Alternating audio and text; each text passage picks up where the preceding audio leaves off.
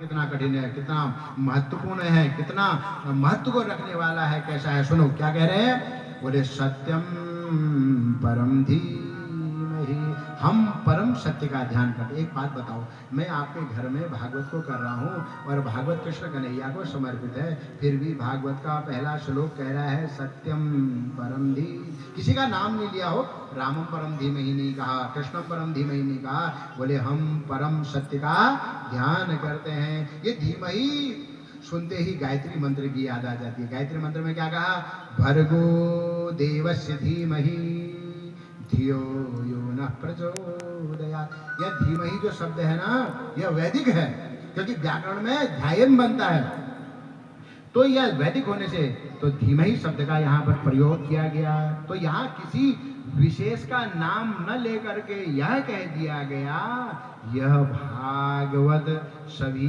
संप्रदायों के लिए है, सभी के लिए है। आहा, ये देख लो, ये शब्द में जान है। बोले व्यक्ति विशेष के लिए नहीं, यह भागवत किसके लिए है, बोले सभी के लिए है। सत्यम परम धीमहि। फिर क्या कहा, जन्माद्यस्य यतोऽन्वयादितरतः, जन्माद्यस्य यतः, इसको सुनने से ब्रह्मसूत्र के सूत्र की याद आ जाती है हमको। ब्रह्मसूत्र का पहला सूत्र है जन्माद्यस्य यतः, ठीक है, नहीं, पहला सूत्र है अथातो ब्रह्म जिज्ञासा, दूसरा है जन्माद्यस्य यतः।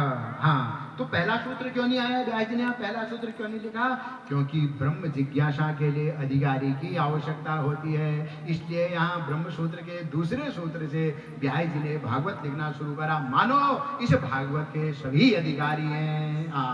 कितनी बड़ी बात कह दी। देखो, जन्माद्यस्य यतः, इसका जन्माद्यस्य का अर्थ का क्या पता है, बोले जिस परमात्मा से इस संसार की उत्पत्ति हुई है, जिस परमात्मा में यह संसार स्थित है, जिस परमात्मा में प्रलय काल में यह संसार समा जाएगा, उस परमात्मा के बारे में कहा जन्माद्यस्य यतः।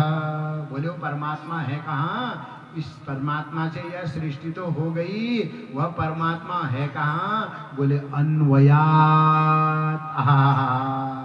बोले चित देखूं तित श्याममयी है। अभी ध्यान से सुनना तभी समझ में आएगा। बोले ऐसी कोई जगह नहीं है जहाँ वह परमात्मा न हो। अन्वयात कहने का मतलब होता है उस परमात्मा के अंदर ही यह सब कुछ है, वह किसी में नहीं है। इसका मतलब क्या हो गया, बोले अन्वयात, वह अन्वित है सभी में। कैसा है, बोले अर्थेषु अभिज्ञः।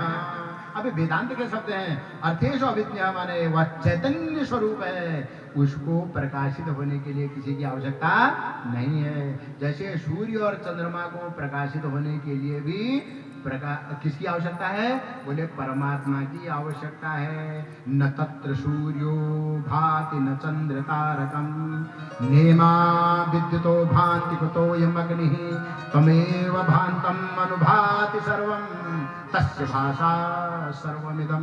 वेद की बौछार हो रही है, मुंह से वेद सूत्र निकल रहे, ये वेद का मंत्र बोला मैंने अभी। न तत्र सूर्यो भाति न चंद्र तारकम, उस आत्मा में सूर्य का प्रकाश भी नहीं पहुंच पाता है, ऐसी जगह है वो। क्यों, बोले प्रकाश कैसे जाएगा, क्योंकि सूर्य भी उसके द्वारा प्रकाशित हो रहा है। न तत्र सूर्यो भाति न चंद्र तारकम, उस परमात्मा के से ही तो सूर्य और चंद्रमा प्रकाशित हो रहे हैं, तो सूर्य उसका क्या प्रकाश देगा उसको। नेमा विद्युतो भान्ति कुतोऽयम् अग्नि, ये अग्नि विद्युत जो भी है परमात्मा के प्रकाश से प्रकाशित हो रही हो। त्वमेव भान्तम् अनुभाति सर्वम्, उसी परमात्मा से सब संसार प्रकाशित हो रहा है हो, दूसरा कोई भी नहीं है। तस्य भाषा सर्वमिदम्, अभिज्ञा कहने का मतलब है वह परमात्मा चैतन्य स्वरूप है। चैतन्य स्वरूप का मतलब क्या है, बोले इस सृष्टि का वह कारण है। जो चैतन्य होता है वही कारण होता है। कारण माने यदि परमात्मा न होता तो यह सृष्टि नहीं होती। अरे महाराज, सृष्टि बनानी सरल है, संभालोगे कैसे, संभालने वाला भी तो चाहिए। हमसे तो अपना घर नहीं समझ रहा है, और परमात्मा तो इस सृष्टि को संभाल रहे हैं। हमारे कहते हैं परिवार में 4-5 लोग नहीं संभाले हैं, और परमात्मा ने तो सारी सृष्टि को संभाल रखा है। क्यों, क्योंकि वो परमात्मा की ऐसी महिमा है, वो अभिज्ञ स्वराट, इसलिए तो कहा उनको वह जगत का कारण है। और जो कारण होता है वो असत नहीं होता है कभी, इसलिए अभिज्ञ शब्द का कहा हो। अच्छा, स्वराट शब्द से क्या है? बोले स्वराट कहने का मतलब है उस परमात्मा को स्वयं को प्रकाशित करने के लिए किसी दूसरे की जरूरत नहीं है। अच्छा, कैसा है परमात्मा? तेने ब्रह्म हृदय आदि कवये मुह्यन्ति यस्सूरया। उस परमात्मा ने ब्रह्मा जी के हृदय में संकल्प मात्र से इस भागवत को पहुंचा दिया। संकल्प मात्र से, हाँ, कैसे? अपने आप चले गई, हाँ, माने अपने आप ही चले गई, अपने आप ही उसके हृदय में यह भागवत चले गई, यह भागवत का ज्ञान चले गया। तेजो वारिमृताम यथा विनिमयो यत्र सर्गो मृषा।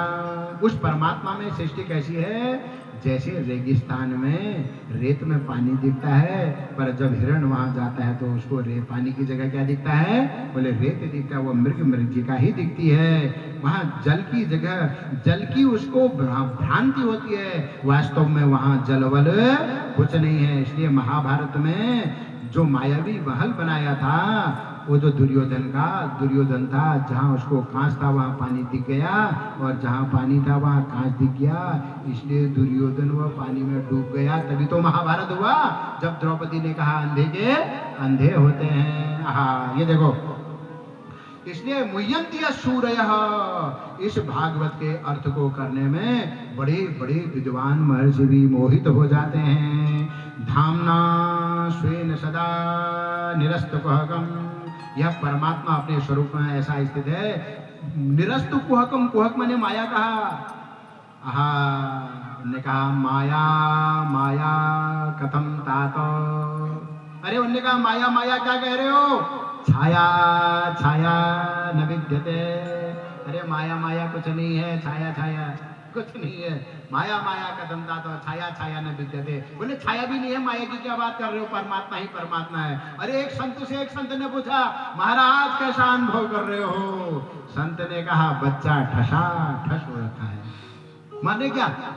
ठसा ठस का मतलब है परमात्मा की ऐसी भक्ति होगी, ऐसा आत्मज्ञान हो गया है कि दूसरा अब कुछ दिखाई नहीं देता है। मैंने क्या कहा? जित देखूं तित श्याममयी है।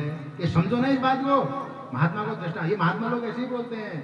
मैंने कहा ठसा ठसा का मतलब भगवान के अलावा कुछ है ही नहीं दूसरी चीज। हाँ, ऐसे बोलते हैं ये संत। अच्छा, इसलिए धामना स्वेन सदा निरस्त कुहकम सत्यम परम धीमहि। अब हम उस परम सत्य का क्या करते हैं? ध्यान करते हैं। आप सब लोग भी उस परम सत्य का क्या करोगे? ध्यान करेंगे। सज्जनों, आपने बड़े भक्ति से भाव से भागवत कथा को समझ के लिया द्वितीय दिवस की। अब हम आपको एक भजन सुना करके आपको जो थोड़ा सा